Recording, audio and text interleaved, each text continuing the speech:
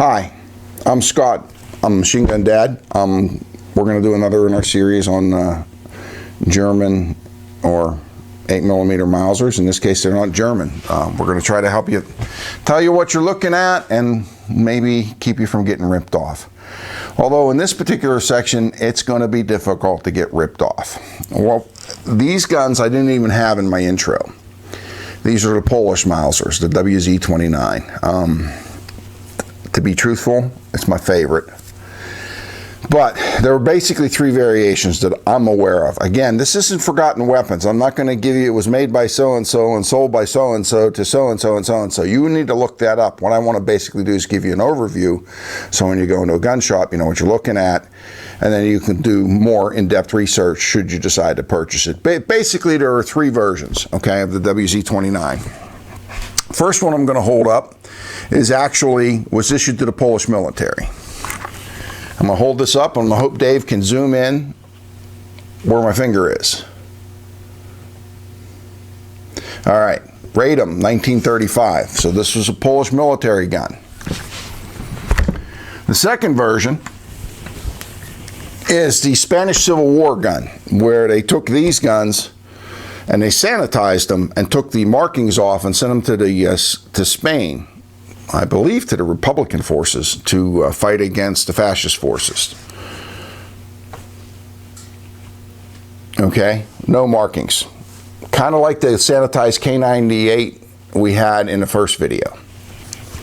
And the final version, which is the most expensive version, which I don't have, is the G29/40. That is a German World War II service rifle, okay? You'd have to look up the specifics of the history, but it's basically the Radom action and barrel in a more German style stock.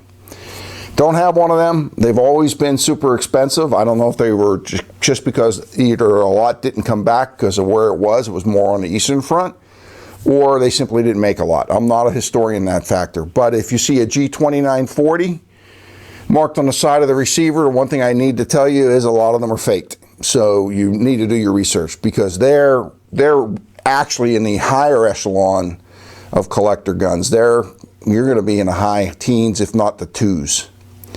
But you go into a gun shop and they have this one. This is your Polish military rifle. This is going to be around the price of a K98, but it's not a K98. If you're looking for a true German gun, this isn't it. So if you have $1,500 to spend, you want a German gun, and they have this one, don't buy this one. However, if you're looking for a quality era, I think the best shooting gun of the era gun, and you want $1,500 worth, you get one with a Polish crest on it. All right, fantastic gun, best shooting Mauser I have. Well, actually, this one shoots a little to the left. This is the best shooting one. Now, here's the one you want to look for. If you want a shooter and you want 8mm, but you don't care if it's a German one. However, a lot of these are sold as German ones, so you really got to do your research. Because it's sanitized, they'll say, it's a K98. You can tell because it's the action.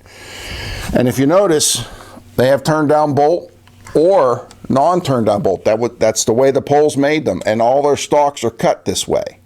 So I'm unscrupulous. I have this. I get a spare bolt carrier from Gun Parts, throw it in there, and say, "Hey, it's K98K." Charge you $1,700 for it, when it's a $600 to $800 rifle, because it's a scrub gun. Don't get ripped off.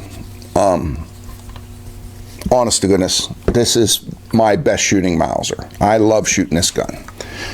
So basically, with Polish Mausers, original, scrubbed, which was still pre-war, because the Spanish Civil War was before World War II, and then the G29/40, which is the Nazi occupation-made Radom Mauser. All of them are good guns, but there's a huge value difference. $600-800, maybe $1,200 to $1,500, up to the third one being the rare German one being several $1,000s. Always look for the import marks. They're often on the barrel for Century Arms and other companies like that. And then PW Arms usually put it some on the receiver crown up here. Look for a worn crown on the barrel and look for counter boring, always, before you plunk your life savings or your hard-earned money down on something that may not be what you want.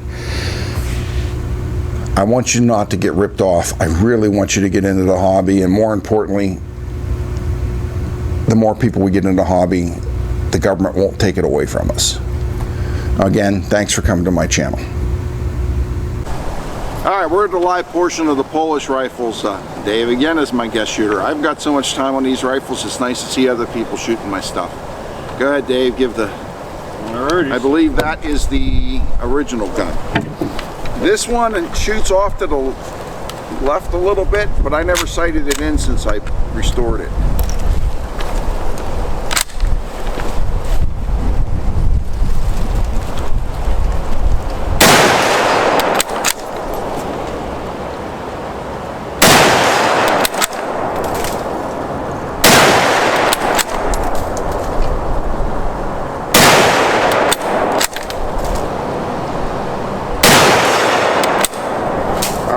Now we'll go to the Spanish Civil War gun.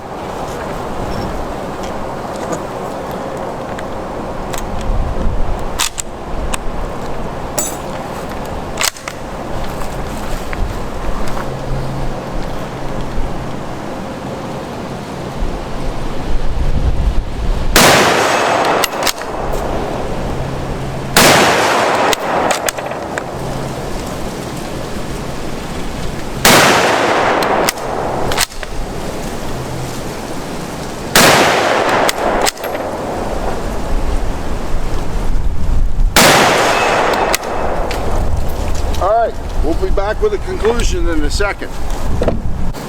All right, we had Dave shoot both guns on tape and then Stan shot off tape because, let's be realistic, it is a Mauser. It's kind of neat to see it shoot, but it's a Mauser. It's not a machine gun. It's not super exciting to shoot. So what did you think? I can definitely see what you mean by saying they're nice to shooting Mausers. The sights are awesome. They're very smooth. You know, it was definitely the nicest Mauser I ever shot. Yeah, same thing. Yeah, you were absolutely right about these guns. The way they feel, handling, and the sights are clean. I love that. It's real easy to get hits with this one, especially. This one shoots a little bit off. This one shoots dead nuts on.